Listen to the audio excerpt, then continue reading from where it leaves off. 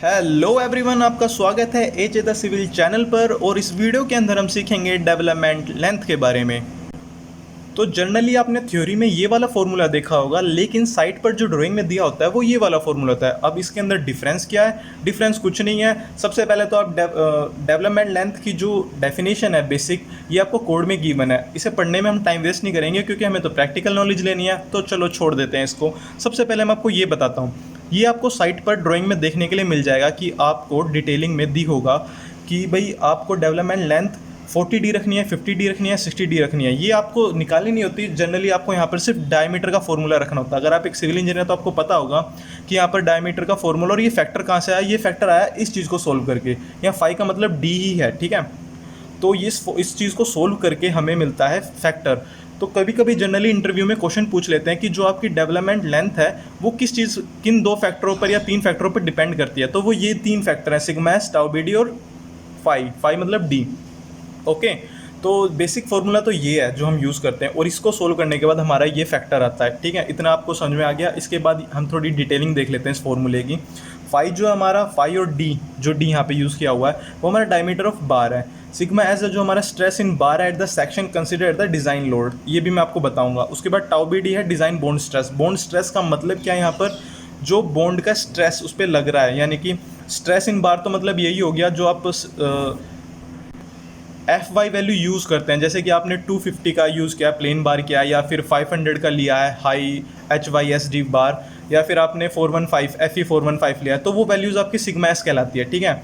अब कहते हैं टाउ बी डी की वैल्यू। बात ये है बॉन्ड स्ट्रेस। बॉन्ड स्ट्रेस मतलब जो बॉन्ड आपने यूज़ किया, M25, M50 या फिर M45, जो भी आप बॉन्ड यूज़ करेंगे उसमें जितना स्ट्रेस डेवलप होगा उस पर डिपेंड करेगी ये वैल्यू। तो डेवलपमेंट लेंथ का फॉर्मूला आपको अच्छी तरह समझ में आ गया। अब हम चलते हैं आगे की तरफ।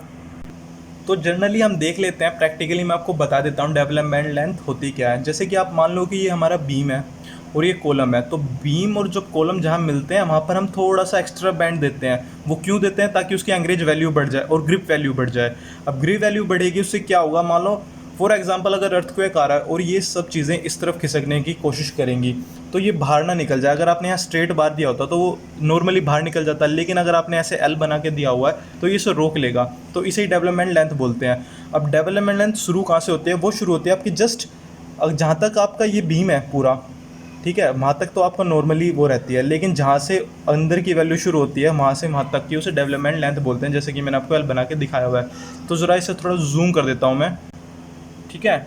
तो यहाँ पर आप जैसे देख ही रहे हैं कि यहाँ पे ये रेनफोर्समेंट आया हुआ है, ठीक है। रेनफोर्समेंट आ गया, उसके बाद डेवलपमेंट लेंथ क्या कहलाती है हमारी, मैं बता रहा था। जैसे यहाँ पे सेक्शन ख़त्म हुआ हमारा बीम का, ये ग्रीन पेन से मैंने सेक्शन ख़त्म किया है बीम का, और कॉलम का ये सेक्शन है, ठीक है। तो जो अंदर जा रही है वैल्यू, जो एक्स्ट्रा रेनफोर्समेंट अंदर जा रहा है, ये एल, इसे बोलते हैं डेवलपमेंट लेंथ, ठीक है। अब इसे छोटा कर देता हूँ। डेवलपमेंट निकालने के दो तरीके होते हैं जो ये लेंथ हम निकालते हैं। इससे जैसे कि आप नॉर्मली आप सिविल इंजीनियर, आपको पता होगा दो मेथड से हम काम करते हैं, लिमिट स्टेट और वर्किंग स्ट्रेस। वर्किंग स्ट्रेस पुराना हो गया है, लेकिन लिमिट स्टेट से हम यूज़ करते हैं नाउअडेज। लेकिन आपके लिए कमाल की खुशखबरी है कि दोनों के लिए फॉर्मूला सेम ही रहेगा डेवलपमेंट लेंथ निकालने का। अब ये जो आपने अभी वैल्यूज़ देखी हैं वो निकालने का मतलब ड्राइंग के अंदर तो आपको ये फैक्टर दिया होगा, लेकिन अगर आपको निकालने के लिए बोल दिया जाए तो ये फैक्टर आप कैलकुलेट कैसे करोगे, यानी कि सिग्मा एस की वैल्यू कहाँ से उठाओगे, टाउ बी डी की वैल्यू कैसे निकालोगे, यही हम डिस्कस करेंगे नेक्स्ट। तो लिमिट स्टेट की बात कर रहा हूँ मैं सबसे पहले। तो जैसे आप ये टेबल नीचे देख रहे हैं ना, ये टेबल मैंने नहीं बनाई है, ये एक्चुअली आपको गिवन है। कहाँ पर ये गिवन है? आपका कोड है जो 456/2000, जो कि फेमस कोड है हमारा इन्फोर्समेंट के लिए, ठीक है। उसका पेज नंबर 43 पर दी हुई है ये टेबल, ठीक है। तो इसके अंदर क्या है कि हमारी ग्रेड ऑफ कॉन्क्रीट दी हुई है M20, M25, M30, ठीक है। उसके अकॉर्डिंग हमारे डिज़ाइन बॉन्ड स्ट्रेस की वैल्यू दी है जो कि हमारी टाउ बी डी है, ठीक है, N/mm²। तो ये प्लेन बार के लिए दी हुई है। लेकिन हम जो अगर डिफॉर्म्ड बार की बात करें, जो कि आजकल हम यूज़ करते हैं, हम प्लेन बार क्या होता है, हमारे प्लेन बार होते हैं जिनके ऊपर ऐसे थ्रेडिंग नहीं होती, लेकिन हमारे जो डिफॉर्म्ड बार है उसके अंदर थ्रेडिंग होती है। तो डिफॉर्म्ड बार के लिए जो वैल्यू है वो कहाँ से कैलकुलेट करेंगे? अभी आपको स्क्रीन पर ये दिख ही रही होगी टेबल जो आप देख रहे हैं इस कोड की, ठीक है, आप जाकर देख सकते हैं। तो डिफॉर्म्ड बार के लिए निकालनी है हमें, तो क्या करें, उसे 60% बढ़ा देंगे। अब ये बात मैं नहीं बोल रहा, ये भी कोड में गिवन है, लेकिन पहले वो टेबल देख लेते हैं 60 बढ़ाने के बाद कि वो लिखी कहाँ पर है। वो भी आप जैसे देख रहे हैं कि नोट है हमारा, for deformed bar conforming to IS 1786 this value shall be increase by 60%। इन वैल्यूज़ को 60% बढ़ा देंगे, और ये आपको स्क्रीन पर भी दिख रही है कि कोड में यहाँ दी हुई है, ये भी पेज नंबर 43 पर ही आप देख सकते हैं कोड खोलकर। तो डिफॉर्म्ड बार के लिए मैंने 60% वैल्यू बढ़ा दी, मतलब यही 1.2 का 60% निकाला, पहले 1.2 का 60% निकाला, फिर उसे 1.2 में ऐड कर दिया, तो मेरा 1.92 आ गया। ठीक है, सेम ऐसे ही मैंने ये सारी वैल्यूज़ निकाल दी हैं 60% के लिए। अब हम एक एग्जांपल देख लेते हैं कि करना कैसे है हमें। अब एग्जांपल के लिए हम देख लेते हैं कि हमें जो ग्रेड दिया हुआ है कॉन्क्रीट का वो M25 दिया हुआ है, और स्टील का दिया हुआ है Fe415, और हमारा जो डायमीटर है वो 12 mm है। तो फार्मूला तो आपको पता ही है ये कहाँ से आया है, यहाँ से हम ये फार्मूला उठा लेंगे। इसके बाद जो जो वैल्यूज़ है वो हम पुट कर देंगे। ठीक है, अभी ये मत देखना डायग्राम, ये आंसर डायग्राम है, मतलब ये निकालने के बाद जो वैल्यूज़ आई हैं यहाँ पर, तो निकालना क्या है, सिग्मा एस की वैल्यू रखेंगे। सिग्मा एस की वैल्यू क्या होती है, जो हमारा स्टील का ग्रेड है, तो 415 रख दिया मैंने डायरेक्टली। ओके, उसके बाद M25 लिया था। अब M25 हमारा जो हम यहाँ पे F415 स्टील यूज़ करें वो हमारा डिफॉर्म्ड बार है। ठीक है, तो हमें टेबल में जाना पड़ेगा।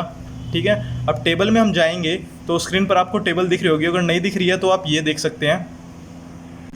M25 के लिए मैंने वैल्यू उठाई है 2.24, तो कुछ नहीं है, बस फॉर्मूले के अंदर पुट कर देंगे। 2.24 पुट कर दिए मैंने, इस फैक्टर को सोल्व किया तो मेरा 46 आ गया।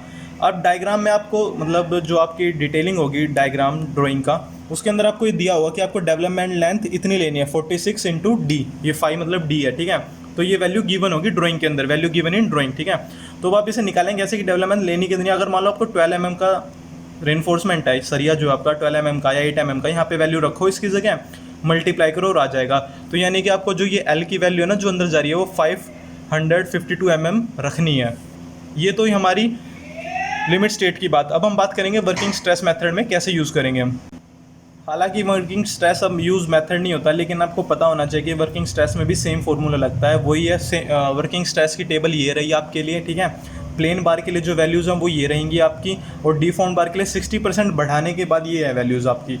तो अब क्या करना है, जो फॉर्मूला है सेम जैसे उसके अंदर लिमिट स्टेट के अंदर हमने पुट किया, सेम ऐसे ही पुट कर लेंगे। सिग्मा एस की वैल्यू मैंने यहाँ पर इस वक्त दूसरी दी है 230, तो 230 रख लिया। और M25 की डायरेक्ट वैल्यू 144 थी, तो 144 यहाँ रख दिया इनटू डायमीटर।